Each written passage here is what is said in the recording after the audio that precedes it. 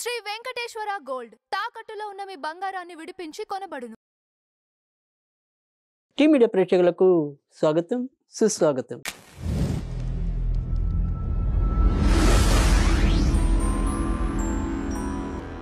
దినదర్శిని కార్యక్రమంలో పంచాంగం, ఫలితాలు, పరిహారాలు మరియు ఆ రోజు ప్రత్యేకతల గురించి తెలిపే కార్యక్రమమే దినదర్శిని.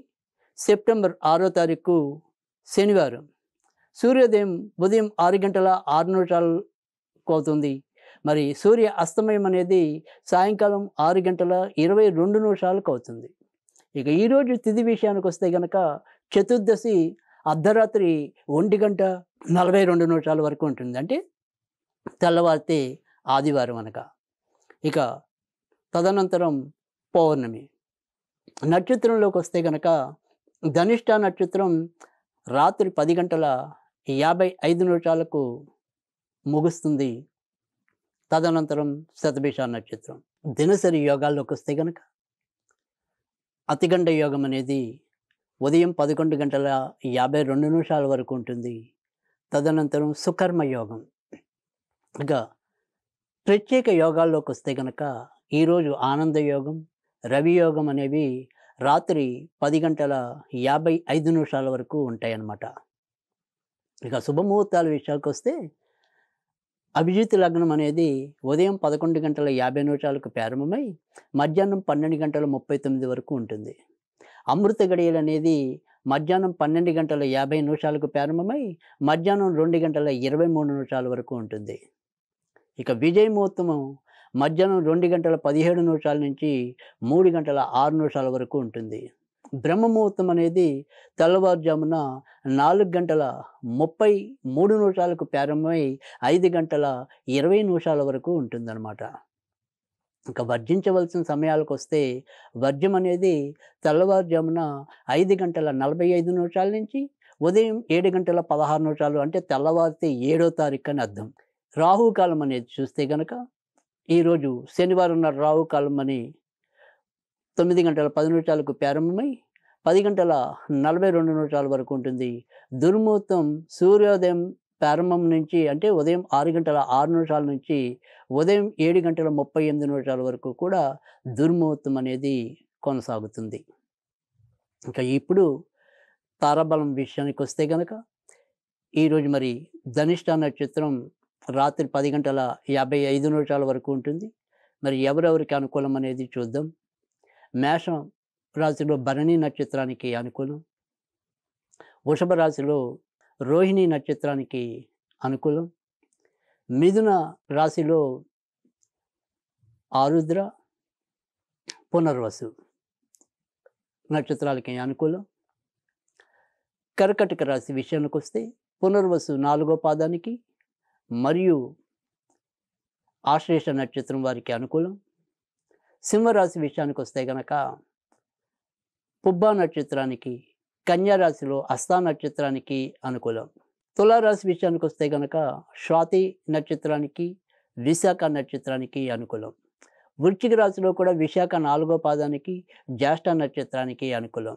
ధనుర్రాశిలో పూర్వాషాఢ, మకర రాశిలో శ్రవణం, కుంభరాశిలో పూర్వభద్ర, శతభిష నక్షత్రాలకి అనుకూలం. మీనరాశిలో రేవతి నక్షత్రం, పూర్వభద్ర 4వ పాదానికి అనుకూలం. ఇది తారాబలం. మరి ఈరోజు దినఫలాలు ఎవరికి ఏ రకంగా ఉన్నాయో చూద్దాం. మేషరాశి వారికి ఈరోజు ఆరోగ్యపరంగా కొంత ఇబ్బందులు ఉంటాయి. క్షణిక ఆవేశంతో తీసుకునే నిర్ణయాలు ఉంటాయి. కానీ అదృష్టవశాత్తు చివరి నిమిషంలో అన్నీ కూడా సద్దుమణిగి ఊపిరి పీల్చుకోగలుగుతారు. వృషభ రాశి వారు అనుకోని ప్రయాణాలు చేయవలసిన పరిస్థితులు ఏర్పడవచ్చు. బంధుమిత్రాదులతో సమాగమం అనేది ఉంటుంది. భార్యాభర్తల మధ్య చిన్న చిన్న వాదాలు కానీ విభేదాలు కానీ చోటు చేసుకోవచ్చు. ఖర్చులు అనుకోని రీతిలో ఎక్కువ అవుతాయి. మిథున రాశి వారికి ఈరోజు మిశ్రమ ఫలితాలు ఎక్కువ ఉంటాయి. ముఖ్యంగా ఈరోజు అర్ధభాగం వరకు కూడా అనారోగ్యాలు, దెబ్బలు తగిలించుకోవటాలు, తాత్కాలిక ఆవేశాలు, ఈ రకంగా కొంత సతమతం అవ్వడం అనేదైతే ఉంటుంది. రోజు గడుస్తున్న కొద్దీ క్రమంగా కొంత ఇబ్బందుల నుంచి బయటకు రావటం అనేదైతే ఉంటుంది.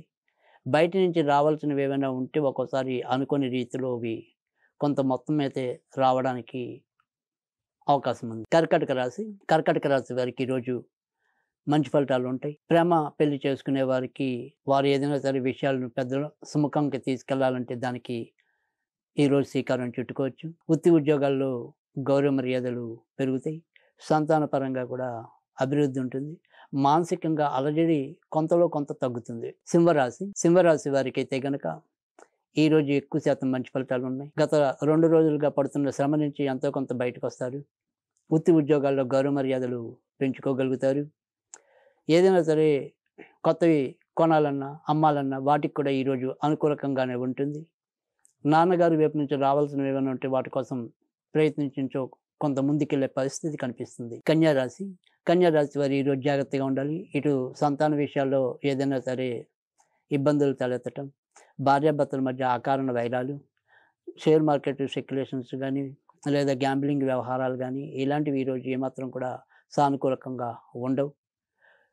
వాహనాలు నడిపేప్పుడు కూడా ఎంతో కొంత జాగ్రత్త అవసరం.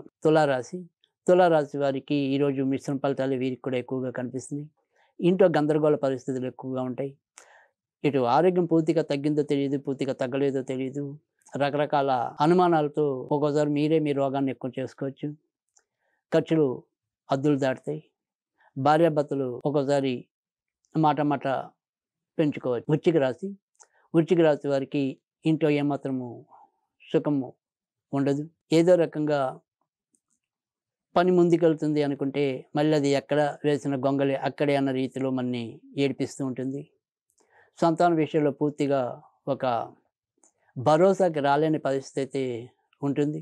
ఇల్లు కట్టాలన్నా లేదా కడుతున్నది ముందుకెళ్ళాలన్నా వాటి వ్యవహారాల్లో కూడా ఈరోజు ఎంతో కొంత ప్రతిస్తంభన అనేది ఏర్పడుతుంది. ధనుర్రాశి వారికి ఆర్థిక విషయాలు కొంతవరకు జాగ్రత్తగా ఉండటం అనేది అవసరం. సంతానంతో చిన్న అలకలు రావచ్చు. అలాగే ప్రయాణాల్లో ఏవైనా సరే కొంత అదృష్టం పెరగచ్చు. మకర రాశి వారికి ఈరోజు ఎక్కువ శాతం మంచి ఫలితాలు ఉన్నాయి. ఖర్చులు అద్దులు దాటినప్పటికీ కూడా దానికి తగ్గట్టుగా ఆదాయాన్ని అయితే పెంచుకోగలుగుతారు. బంధుమిత్రాలతో ఉల్లాసంగా గడపగలుగుతారు. గత తాలూకు వ్యతిరేక పరిస్థితుల నుంచి క్రమంగా బయటికి రాగలుగుతారు.